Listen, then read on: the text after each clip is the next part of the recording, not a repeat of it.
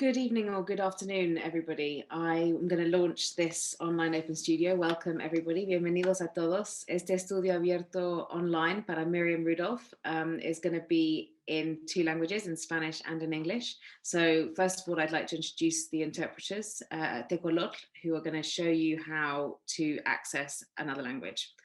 Los intérpretes de Tecolotl les van a enseñar cómo acceder al español si no entienden el inglés, porque Miriam y yo vamos a hablar en inglés para este estudio abierto. I'm going to introduce myself now. My name is Laura Osorio-Sonex, and I'm the head of the Santo Domingo Center of Excellence for Latin American Research here at the British Museum. And I'm with Miriam Rudolph, who will be presenting herself at greater length in a minute.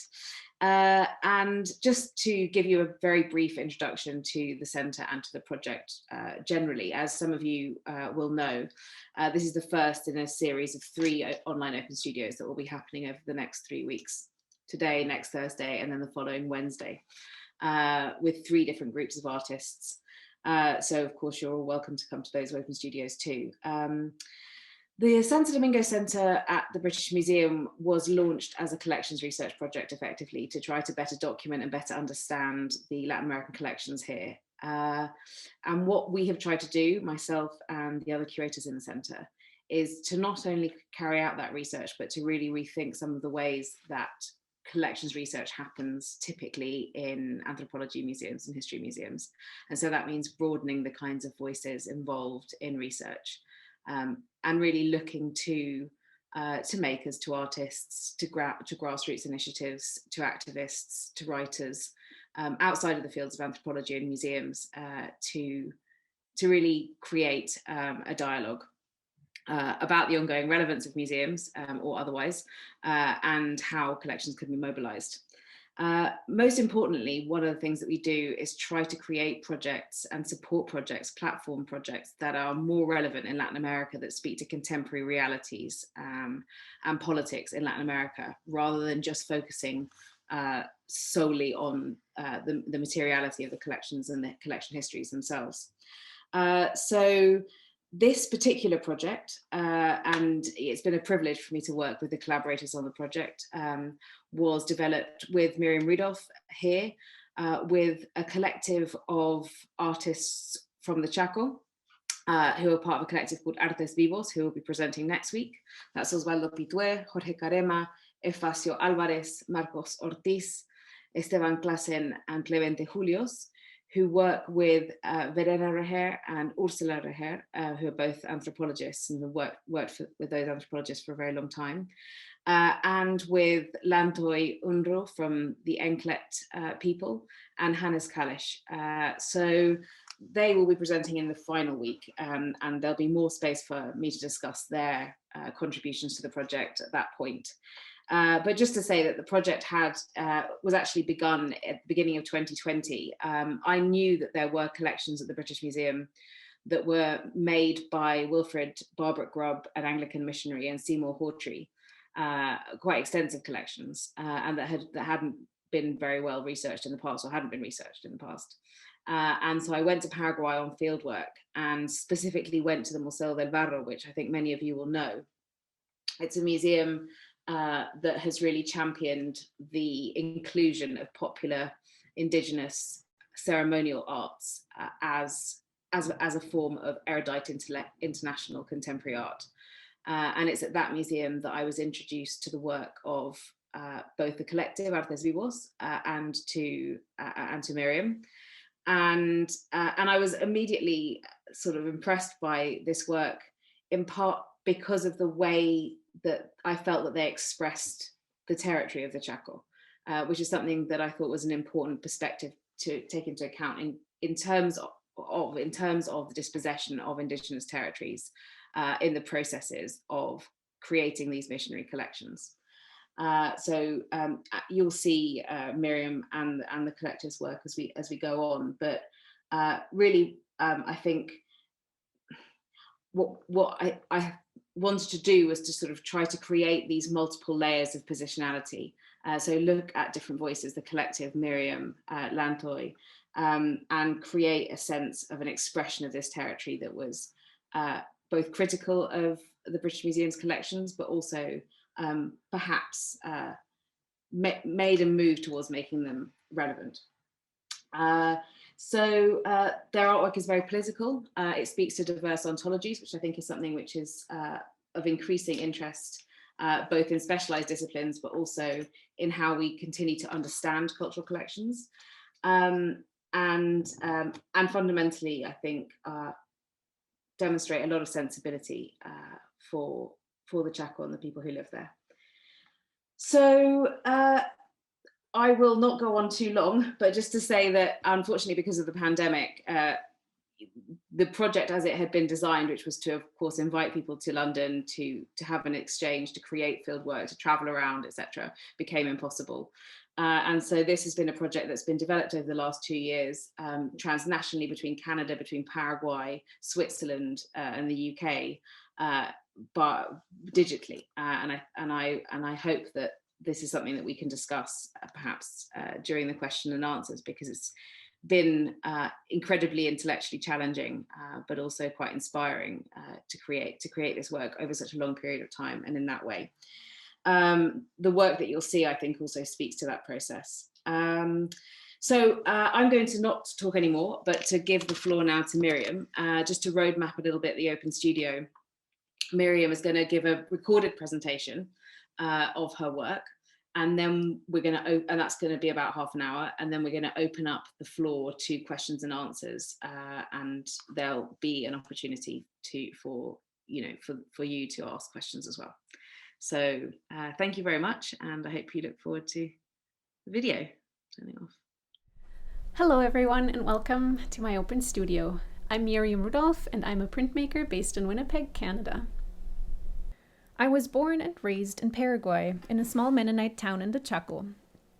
In 2003, I moved to Winnipeg to study fine arts at the University of Manitoba. Here, I was introduced to printmaking, and I fell in love with the medium. I was fascinated with the technical skills required to make a print because of the variety of processes involved, starting with the preparation and etching of the plates with countless ways to create marks on the copper surface, followed by mixing inks, inking and wiping the plates, the handling of specialty papers, and ultimately the printing itself, which is magic every time. Printmaking has often been used as a medium for the expression of political ideas, and I'm following in that tradition. I completed a master's in printmaking in 2017 at the University of Alberta. I'm now settled in Winnipeg with a house, a home studio, a large vegetable garden, my husband, and our sweet little Max. I acknowledge that I grew up on the territory of the Intlit in the Paraguayan Chaco, and that I currently live on Treaty 1 territory, the original lands of Anishinaabe, Cree, Ojibwe, Dakota, and Dene peoples, and on the homeland of the Métis Nation. I loved growing up in Paraguay, and I had a happy and carefree childhood. I'm well aware that I had a privileged life. My dad was German, a language arts teacher at the local Mennonite high school in a small rural town. He traveled a lot with us through parts of South America and Germany. Having also studied history, he loved museums, and every trip and summer holiday included several museum visits in pretty much every city we went to. Today, of course, there is much debate about the provenance of collections and the circumstances of their acquisitions, providing ample opportunity to engage with our colonial histories and perhaps giving us a chance for dialogue and reparations as our understanding and thinking changes. I was thrilled when I was approached by Laura from the British Museum to ask if I was interested in doing an artist residency to create an artistic response to their Paraguay collection. The collection consists of Indigenous artifacts collected by British Anglican missionaries Seymour Hawtrey and Wilfrid Barbrook Grubb at the turn of the 20th century. Since I wasn't able to go to London and access the objects in storage in person due to the outbreak of the COVID-19 pandemic, the London team photographed and uploaded the images of all the artifacts. There were tools, ornaments, and ritual objects. I struggled to connect with the artifacts that appeared on my computer screen.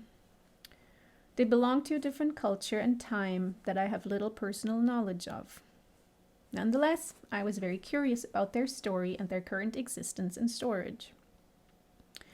This project gave me the opportunity to research the early colonization history of the Lower Chaco from the Anglican perspective and to further explore the colonial history of my own roots, the settlement of the Mennonites in the Central Chaco beginning in 1927, which resulted in the displacement of the Entlet Norte. For me, these artifacts are the starting point to question history. What does the collector, Wilfrid Barbrook Grubb, tell us about the objects and his time in Paraguay? What do indigenous voices have to say about their past and present? What do my own people, Mennonite settlers, tell about their arrival and settlement in the Chaco? Whose experience, whose history is being told, preserved, taught, and perpetuated? While the histories of interaction between the Anglican missionaries and the Entlet Sur on the one hand, and between Mennonite settlers and the Entlet Norte on the other hand are not the same, I felt the general colonization processes were so similar that they lent themselves well to juxtapose the different perspectives on the history of the region. I decided to include text in my work and create an artist's book because I spent so much time reading during the early stages of the project, and the different perspectives of the narratives were just so jarring. I was struck by the outdated language and use of certain words from the early texts. As shocking and problematic as some of those texts are, I find hope in the fact that we think differently today, that we are moving forward with our understanding of a multicultural coexistence and of the necessity to decolonize our thinking.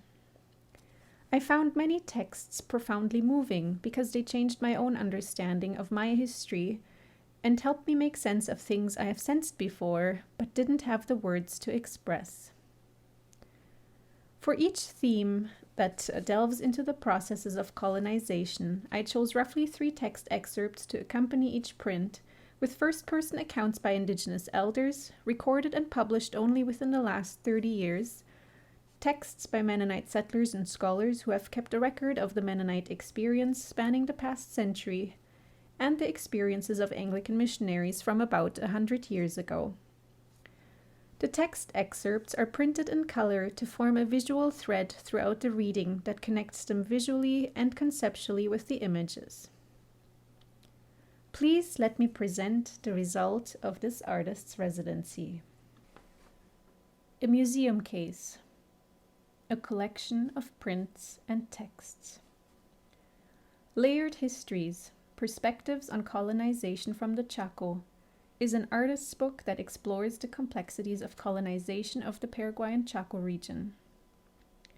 For the past year, I've printed a series of 12 prints accompanied by text pages that explore the diverging narratives of experiences and history.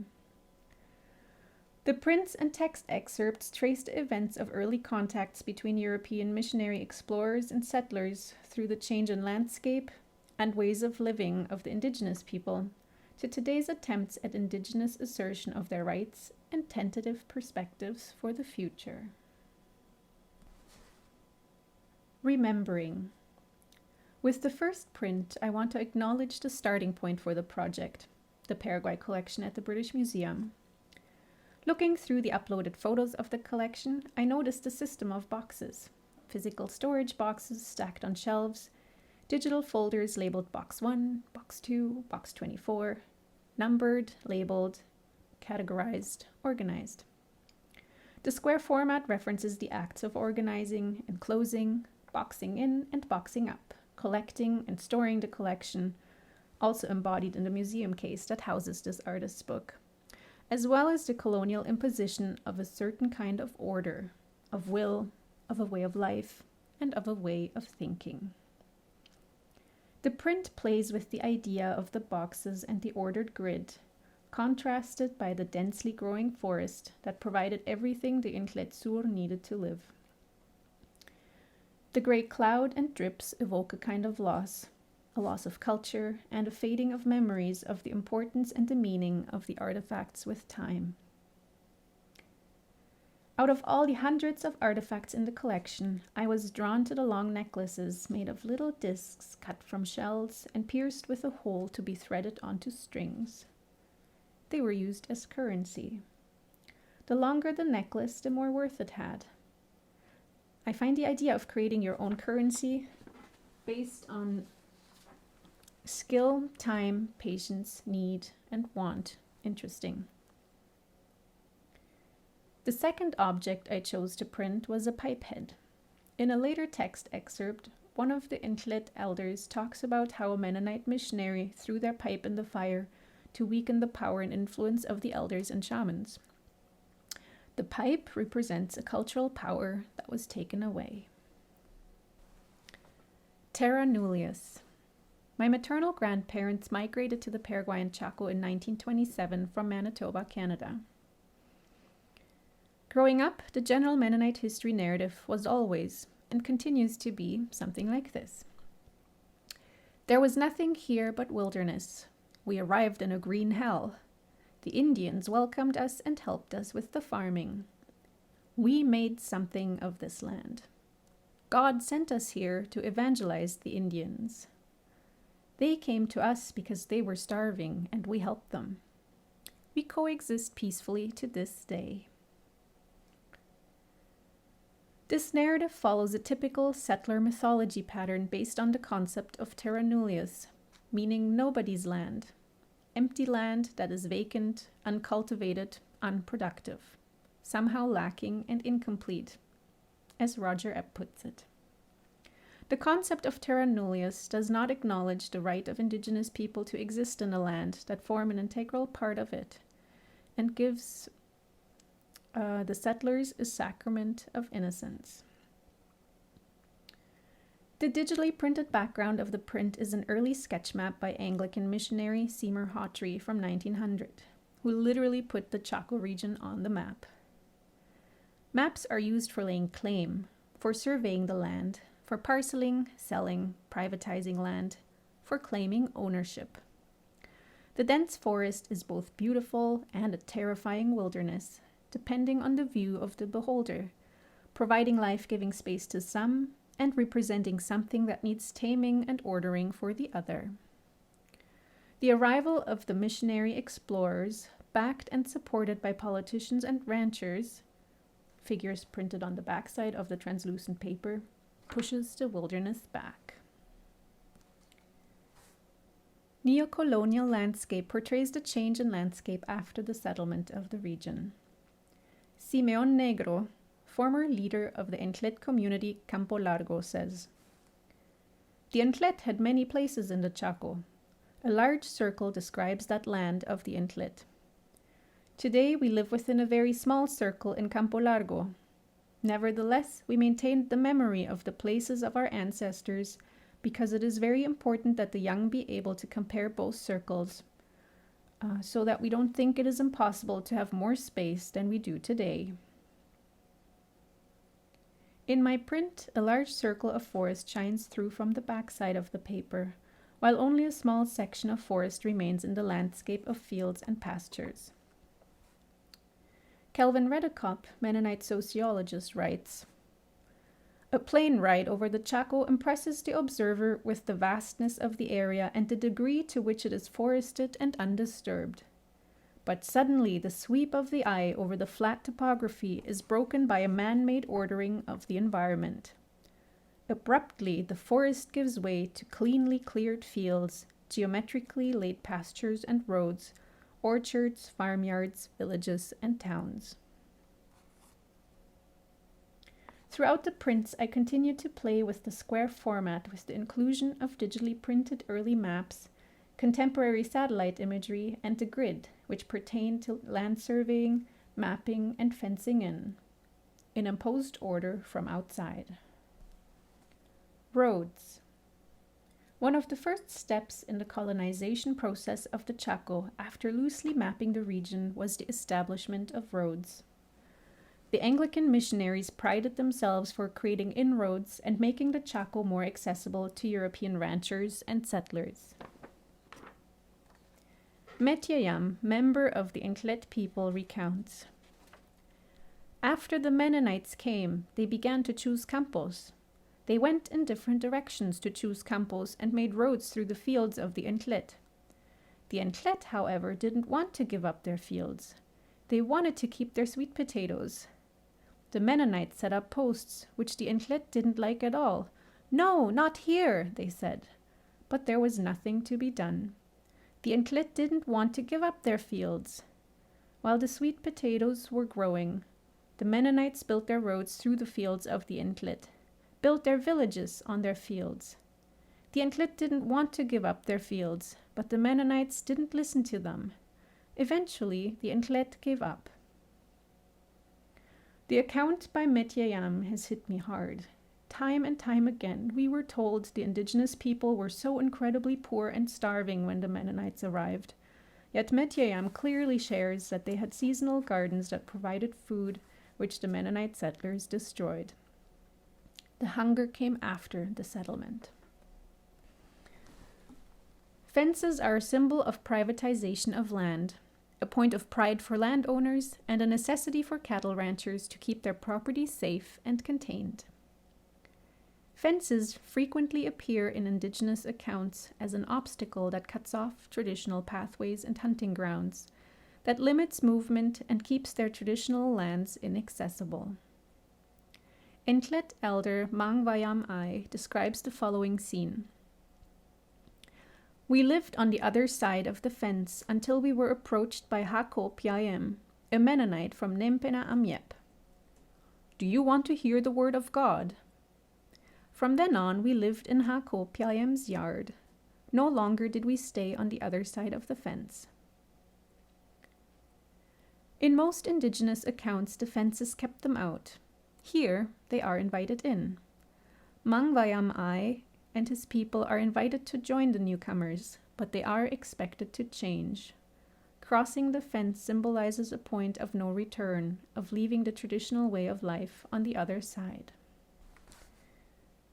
I really struggled with the image for the print Encounters, and it only came together at the end of the project. I felt a discomfort trying to figure out how to portray encounters between the settler population and indigenous people.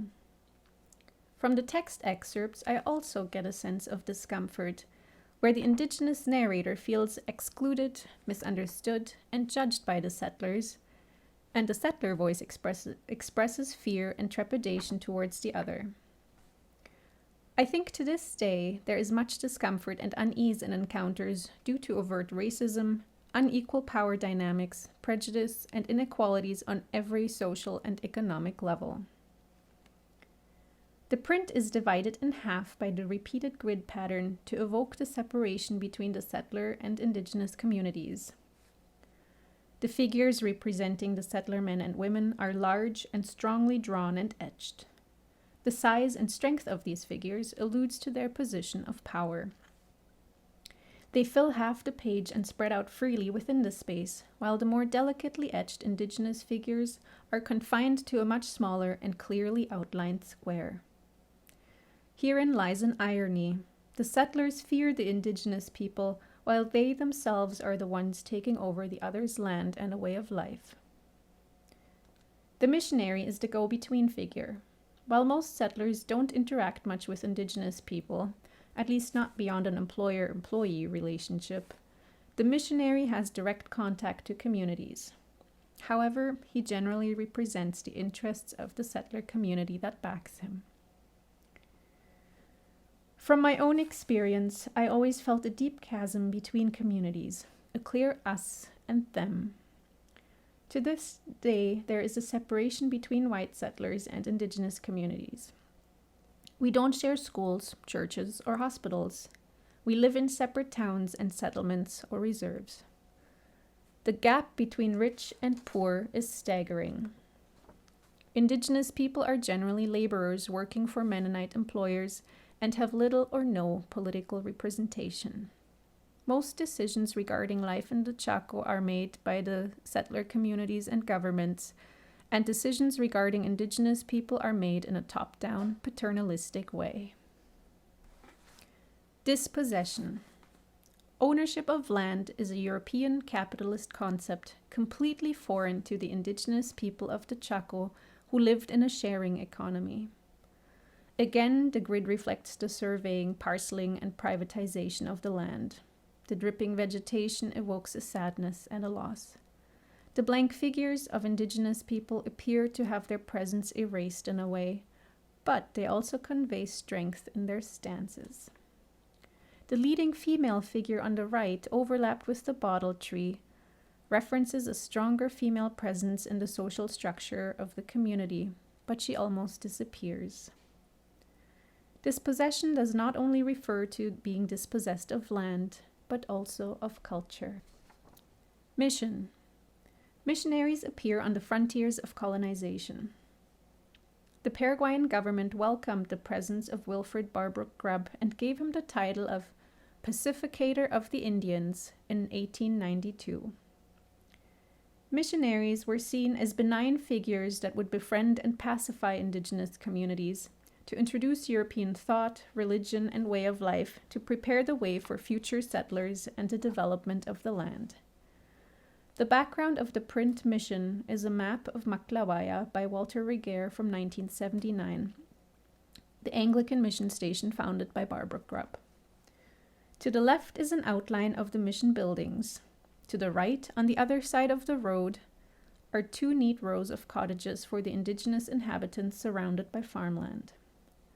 I picked up on the rows of houses and printed several models of cottages in 2 rows in my print. The indigenous figures are confined within one small square. The preaching missionary is lecturing in the bottom left corner, backed by the interests of a politician and a settler. There is a physical space between the missionary and the group that alludes to the distance between them. The print exploitation depicts a large cattle herd pressing forward that dominates the image. Cattle ranching has taken over large parts of the Chaco and contributes to the displacement of indigenous communities. Also, indigenous laborers are frequently employed in the cattle ranching industry.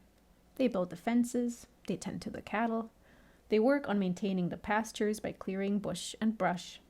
They also predominantly work in the meat processing plants, and as far as I know, most of this is done for minimum wage. While there are labor laws in place now, when the settlers first arrived, much of the work for the Mennonites was done in exchange for food or clothes. The settler community prides itself very much for their work ethic and all they have achieved in building a lucrative export industry of beef and dairy that has brought them a high living standard. However, the success and wealth has been achieved through the exploitation of cheap indigenous labor throughout the past 95 years. Wilfrid Barbrook Grubb writes in 1910, "The Indian, for the next generation or so, must be content to earn his living by manual labor. While we impress upon him that we regard him as a fellow man and brother, we at the same time leave him under no misapprehension as to his place in the world being a humble one until such a time as, in the course of evolution, he is qualified for a higher plane."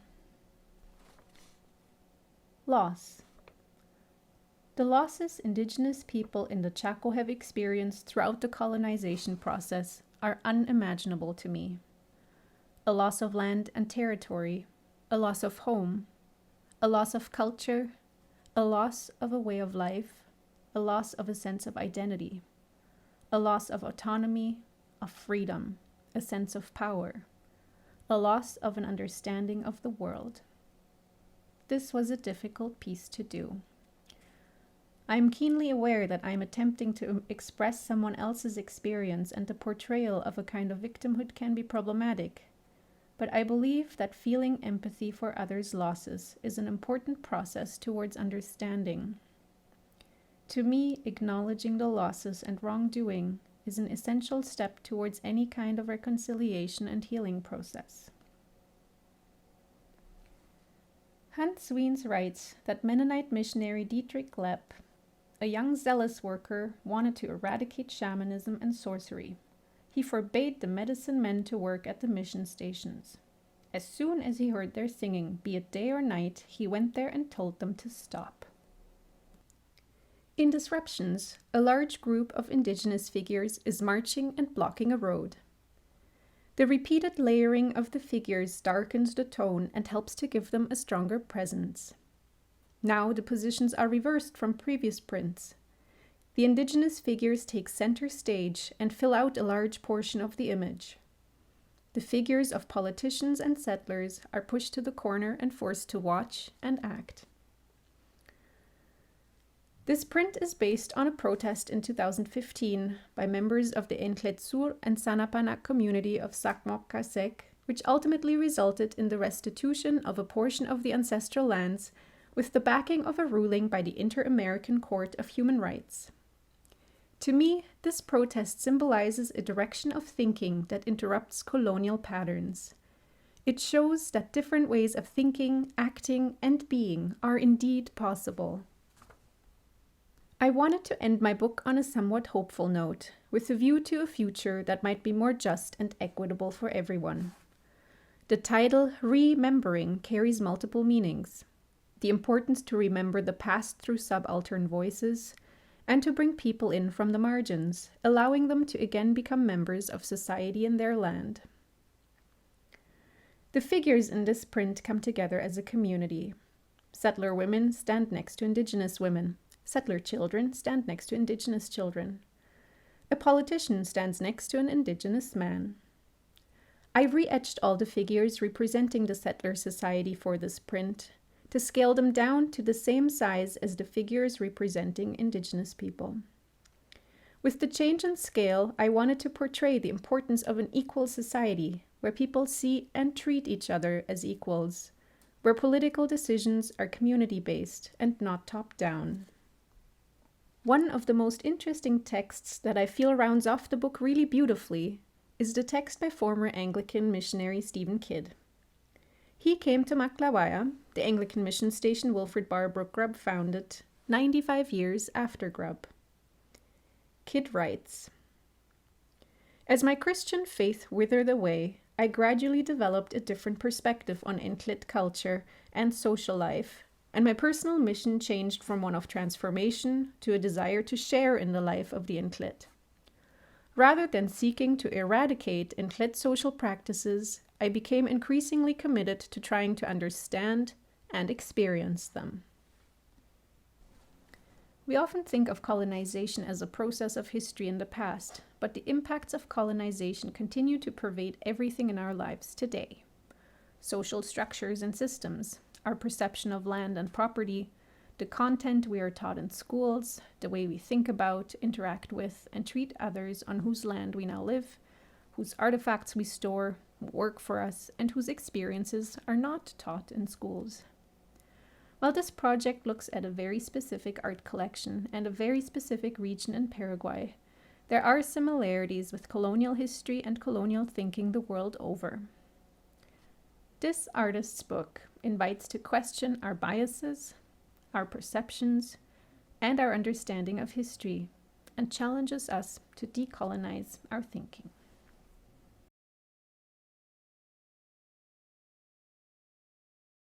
Thanks, Miriam. So we still have 15 minutes, and so if anyone has any questions, do go ahead and put it into the chat or the Q&A, whichever section you'd like. I'm going to start off actually, if everyone doesn't mind, with one question for Miriam, and that is about the relationship between form and content in your artwork. It's something that I found interesting before we talked.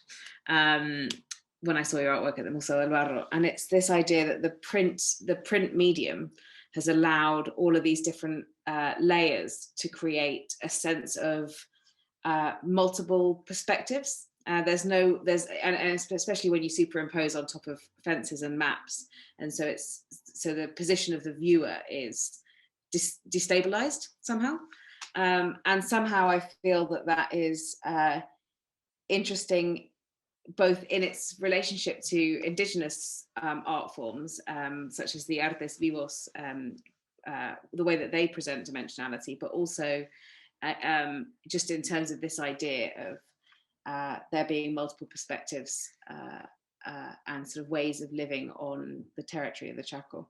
And so basically my question is, how does your medium print, the form effectively, intersect with the content of what you're trying to say? Right. Yeah, thanks for that question, and thanks for those observations too. Yeah, I mean, printmaking quintessentially lends itself to reproduction. So you either reproduce the same image over and over, or in my case, I use various plates that I reproduce on top of each other, sometimes repeating the same image over and over to create these multiple layers. And I mean, part of all these layers is quintessentially also part of what my project is about, to portray all these different layers and different perspectives and perceptions and overlap them with each other to create a narrative.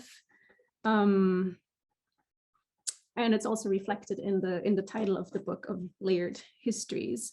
So I think, as you could maybe see a little bit in my work process, is I etch a lot of different plates with image elements, which I call my plate library. So I can just draw from my plate library to see which image elements I need for my images to build them up.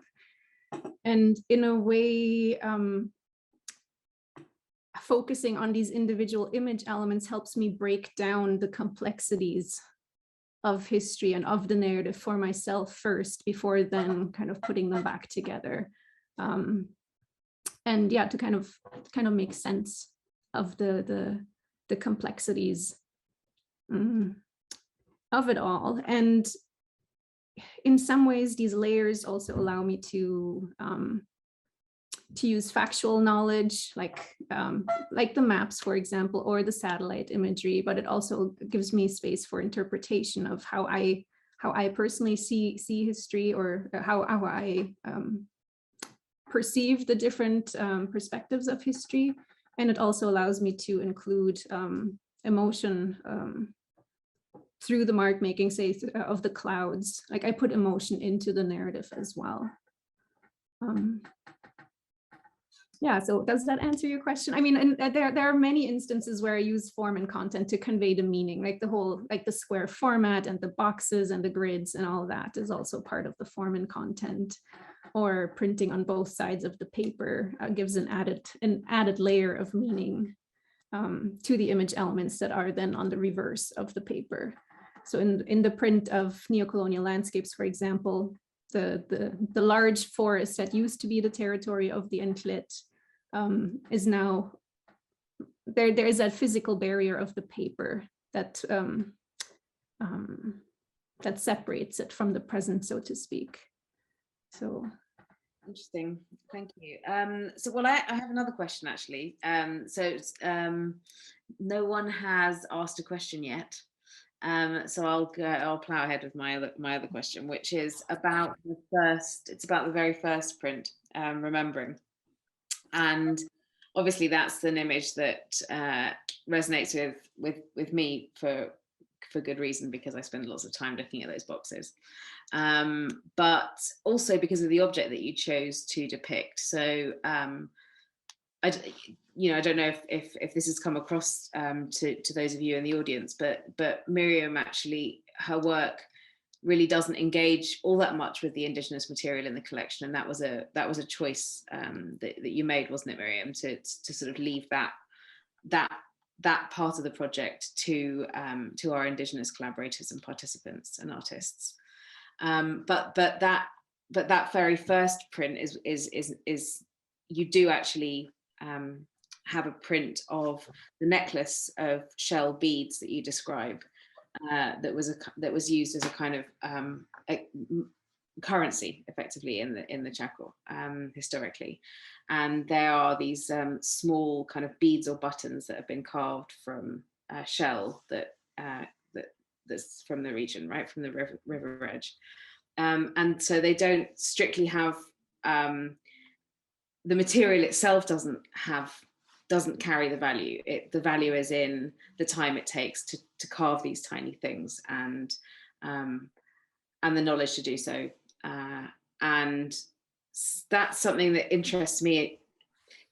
I think that's very much in a sense, one of the bents of museum collections and museum sensibilities, which is this idea of seeing value in multiple ways, cross-culturally. So my question is, for you, that could be seen as a metaphor, couldn't it? This idea of a value in something because of it having been made by someone, rather than the raw materials. And so how would you describe the word value in the context of your own artwork? Right. Oh, that's a really interesting observation.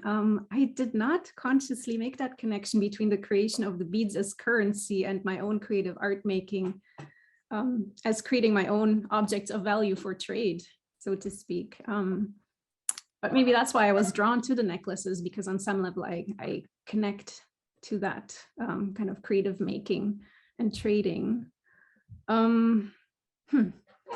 Well, for me, the starting point for any creative work is always a very personal connection with the content that I want to convey. Yeah, the desire to process something through visual language.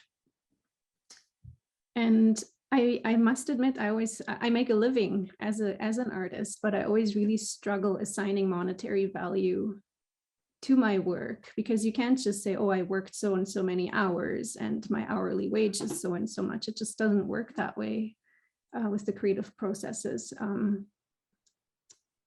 I must admit, I approach galleries quite often, and we figure out a price together for pieces that go into a gallery for sale.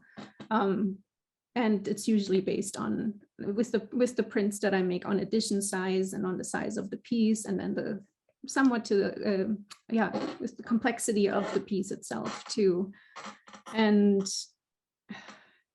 living in a capitalist society, I also have to figure out how much, what is feasible for me, like which prices are still saleable and I can still make a living of it with the cuts that the galleries take. And so there are some practical aspects too in determining what works. But I have these two streams of work. I have, I make work that I sell and that I make a living with, and then I make work that is a lot more, that ends up going home with people that they put on their walls. And I find it somehow very satisfying knowing that my work shares the daily life, that the people share their lives with my work on a daily basis. And yeah, some of my work is much more research-based and heavy and maybe political, and it's not that saleable. So to me, those are more gallery or exhibition pieces. And I'm really grateful that there's government funding available for artists to create cultural output, so to speak. So I feel there isn't always monetary value to work, but also cultural value. Does that answer your question? It does, absolutely. Of course it does. Yeah. We've got some questions now from the audience. I'm keen to press on with those. We have a question from Florencio Unru, who says, when you mention that the artwork is about emotions, which emotions are you talking about? I think I feel a lot of sadness, and it was a lot of kind of heaviness to work through too. Like for me, it was sadness or a kind of regret of not having known a lot of things sooner, because of the way that I was taught history or a certain point of view.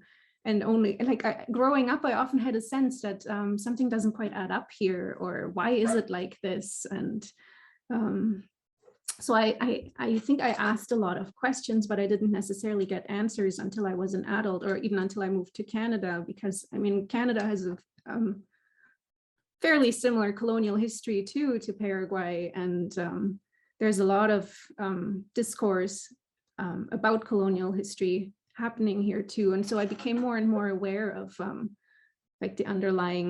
the underpinnings of how history is told. So yeah, I think regret is one of the emotions, and then just sadness of that immense loss of culture and I think generational trauma of loss that that I sense. Like I mean, I haven't had that experience, of course, but I think I can feel a kind of empathy towards it. Absolutely. Yeah. Once I understand it, or once I am aware of it. Yeah. Okay, there are some other questions. Could you, this is from someone called Nick Reagan. Could you talk about the color palette? It's noticeably muted despite the luminescence of the charcoal.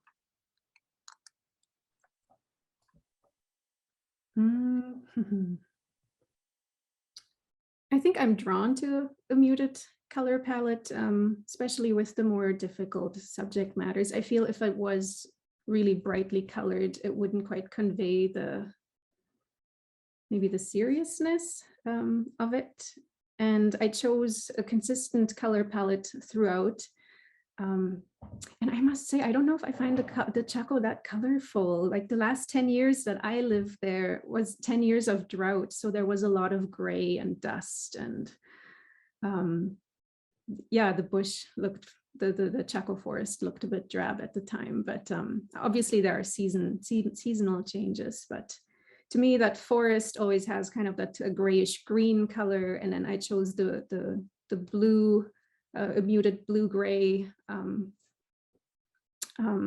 for indigenous people. And then the color red is that the thread of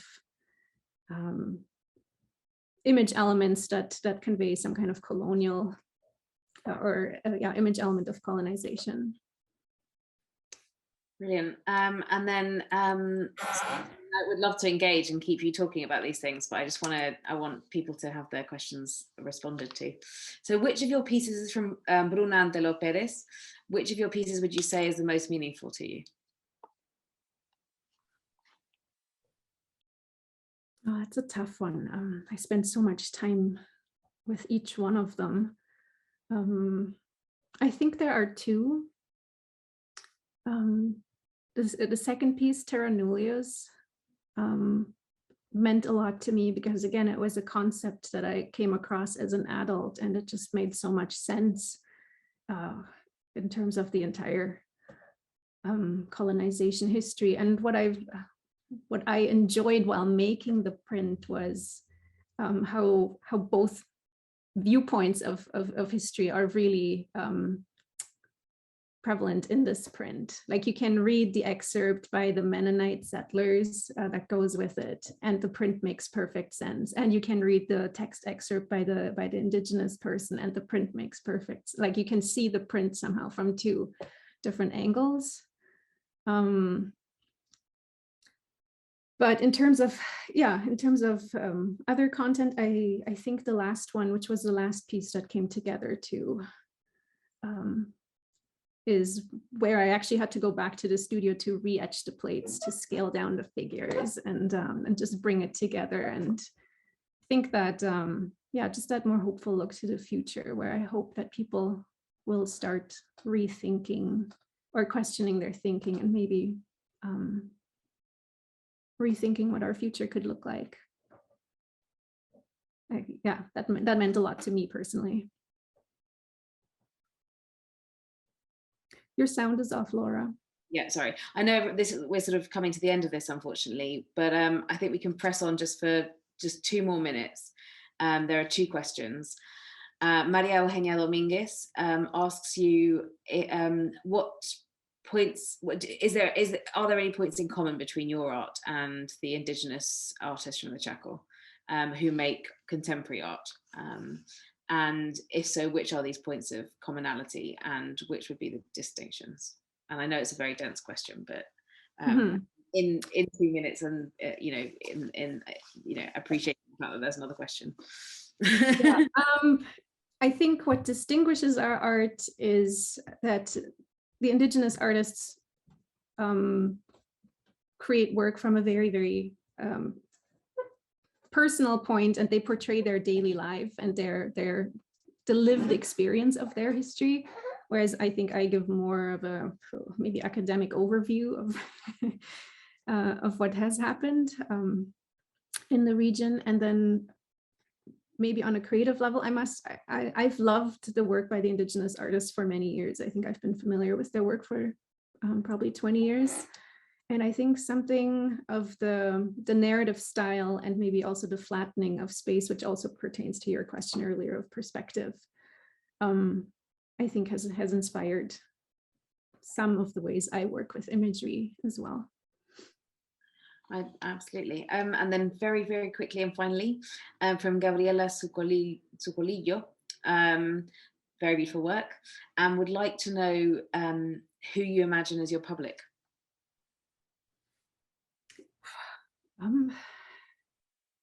Yeah, obviously I have an audience in mind.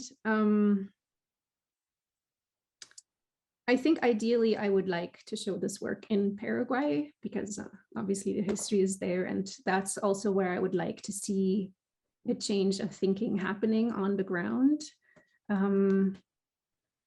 But it also scares me a little bit to show the work out there because I know it is critical of communities and societies out there. And I don't intend to offend anyone, but I know that some people will take offense from my work. So that makes me feel uncomfortable. That is brilliant. And I'm so sorry that we've run out of time. But we have one quick final question from Elaine Cohn. The book is beautiful. And sorry, because this may have been mentioned, but was part of the research directly with the Indigenous Chaco communities now, or is it work that comes from the personal experience of growing up in the Mennonite community?